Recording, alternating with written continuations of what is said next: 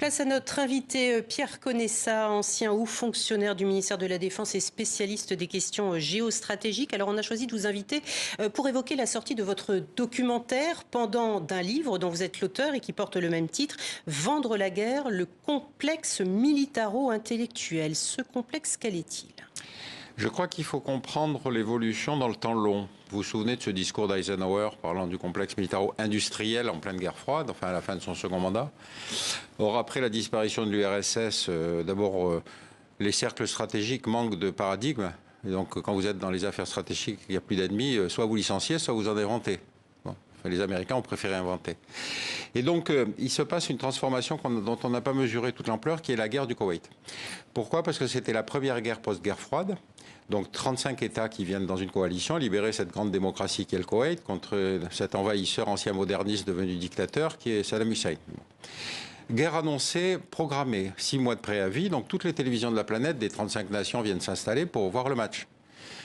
Or, la guerre commence effectivement à l'heure indiquée, mais elle ne dure que 120 heures, c'est-à-dire moins de 5 jours. Donc, grosse déception, parce qu'encore une fois, tout le monde était prêt à filmer. Puis, on s'est habitué à deux choses. D'abord, on s'est habitué à l'idée qu'effectivement la guerre soit filmée. Rappelez-vous, pour le CNN et la 5, pour nous, il fallait tous les jours fournir de l'information, mais s'il ne se passait rien. Et la deuxième chose, c'est que nous, Occidentaux, sommes convaincus qu'à partir de ce moment-là, nous avons le moyen militaire de régler toutes les crises de la planète. Et on va s'engager, si vous voulez, dans une espèce de fonction de gendarme de la planète, qui est une fonction très originale. Alors la transformation essentielle, c'est qu'effectivement, en absence de paradigme structurant, en absence de cette pensée binaire qui était celle de la guerre froide, vont commencer à se peupler les plateaux télé de tas de gens qui viennent vous expliquer, dont je fais partie d'ailleurs, c'est-à-dire toutes ces crises qui n'ont plus de logique politique, en tout cas, qui justifieraient une intervention militaire. Il n'y a pas d'intérêt menacé. Mais on va utiliser cet outil militaire dont on était si fier sur des affaires qui n'ont plus rien à voir avec les intérêts stratégiques de la France. Parce que, justement, sur ces plateaux télé, le pouvoir politique est interpellé par des gens qui disent « j'en viens, j'ai vu qui sont les gentils et qui sont les méchants, et on ne peut pas ne pas ». Mais est-ce que vous êtes en train de dire justement qu'à l'image de ce que faisait le président Eisenhower à la sortie de la guerre froide, qui mettait en garde ses concitoyens justement sur le poids d'une trop grosse influence de l'industrie de l'armement et de la défense sur la décision de rentrer en conflit, vous estimez que les intellectuels de plateau, dont vous faites partie, à juste titre, vous l'avez dit, ont également une influence de plus en plus grande sur nos décideurs ?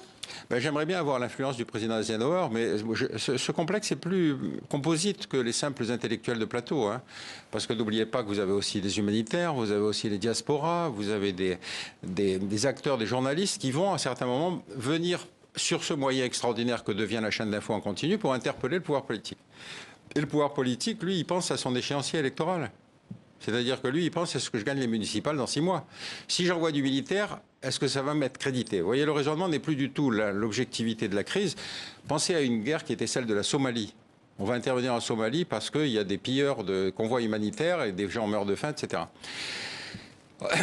Broman, à l'époque, patron de Médecins sans frontières, me disait « mais j'ai appelé mes équipes sur place, mes équipes me disent que les gens qui volent les convois humanitaires ne sont pas des voleurs, ils ne revendent pas, ils alimentent leur clan parce que c'est mal servi. Donc si on augmente le volume, on devrait réduire la crise. » Mais pendant qu'il va plaider cette cause, Kouchner, lui-même ancien humanitaire, décide l'intervention. Or, cette intervention était une intervention qui n'avait aucun enjeu stratégique. D'ailleurs, quand les Américains perdent 20 types à Mogadiscio, ils s'en vont. Ils disent ils n'ont qu'à se débrouiller. Donc vous voyez que toutes ces motivations n'avaient plus rien à voir de stratégique, mais on utilisait le militaire comme solution à tout. Mais est-ce que vous estimez que le pouvoir politique, le pouvoir décisionnaire est usurpé en gros par ces personnes qui ne connaissent pas le terrain et qui font les analyses en plateau? Vous les trouvez illégitimes, ces personnes ? Je les trouve illégitimes, surtout quand elles ne veulent plus aller faire la guerre elles-mêmes. Puisque, rappelez-vous, ça n'est ni Hemingway, ni Malraux, ni Régis Debray. Ce sont des gens qui disent qu'il faut envoyer des militaires. Alors, vous avez évidemment des exemples types, parce que les humanitaires sont sur le terrain. Mais vous voyez cette différence entre les humanitaires de terrain et les humanitaires de Paris. Les ONG de Paris font de la théorie du droit. Les ONG qui sont sur le terrain, eux, savent que le militaire, ça perturbe leur gestion de crise, puisqu'ils sont là pour aider tout le monde. Et dès qu'on voit apparaître des soldats en armes, automatiquement, leur position devient difficile. Donc, il y a une situation composite, mais c'est la faiblesse du politique qui explique que ce complexe militaire concernant les diasporas, parce qu'elles en prennent également pour leur grade dans votre documentaire, oui. On a vu la diaspora arménienne se mobiliser pour les événements dans le Haut-Karabakh. On voit aujourd'hui les diasporas, enfin les associations juives, les associations palestiniennes, etc. Vous reprochez ça, par exemple, dans le contexte aujourd'hui de la guerre au Proche-Orient? C'est-à-dire c'est devenu une composante de la politique extérieure. Et évidemment, ce sont essentiellement les diasporas dans les pays démocratiques, hein, parce que quand vous... en Russie, les diasporas ne pèsent pas beaucoup. Donc, si vous voulez, cette caractéristique-là est simplement une caractéristique de science politique, si vous voulez, nouvelle. Et selon les puissances, on connaît tous l'AIPAC, si vous voulez, qui est l'association juive américaine, qui pendant longtemps a été le principal soutien d'Israël. Or, aujourd'hui, l'AIPAC est sur une position beaucoup plus libérale que Netanyahou. Donc, ça n'est pas mécanique. Mais on voit bien que, si vous voulez, ces diasporas peuvent jouer un rôle important dans certains moments de crise. Elles ne sont pas toujours à contribuer à la paix, si vous voulez. Mais est-ce que vous n'êtes pas trop pessimiste? Enfin, je suis étonnée de voir combien vous, qui êtes un grand stratège, question géostratégique, vous sous-estimez ou vous minimisez, en tout cas, la décision du pouvoir politique. Mais je crois qu'il y a une relève générationnelle, si vous voulez, qu'il faut mesurer. La dernière grande décision gaullienne, c'est Chirac refusant d'aller en Irak. Or, Chirac était les derniers présidents à avoir fait la guerre. Il avait fait la guerre d'Algérie. Les successeurs ne connaissent rien de cette situation. Peut-être n'ont-ils même pas fait le service militaire, je n'en sais rien. Mais si vous voulez, quand on est dans une situation, pensez au cas de Hollande, les attentats de 2015, plus de 300 morts dans les rues de Paris. Il va poser la question de la déchéance de nationalité. Et puis tout à coup, il va reculer. Alors on se dit, mais qu'est-ce qui se passe? Il y avait un sujet sérieux. Les binationaux, effectivement, pouvaient être déchus de leur nationalité. Or, il l'a dit après avoir quitté le pouvoir. La seule chose que je regrette, c'est d'avoir posé cette question-là. Mais enfin, je veux dire, de quoi s'occupait-il quand il était à l'Élysée, si ce n'est de la sécurité des Français?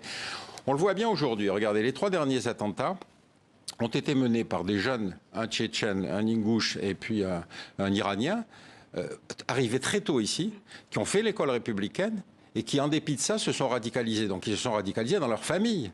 Et donc, pourquoi ces familles étaient-elles sur le territoire? La famille Mogouchkov, qui est celle qui va justement provoquer ce dernier assassinat de Philippe Bernard, est une famille qui devait être expulsée. Et qui n'a pas été parce que des ONG s'y sont opposées. Et on revoit le cas aujourd'hui avec la tuerie qui a eu lieu cette nuit près de la Tour Eiffel dont on a parlé. Merci beaucoup, Pierre Conessa, d'être venu sur notre plateau. Vendre la guerre, le complexe militaro-intellectuel, c'est un livre, c'est désormais également un documentaire. Merci à vous, merci à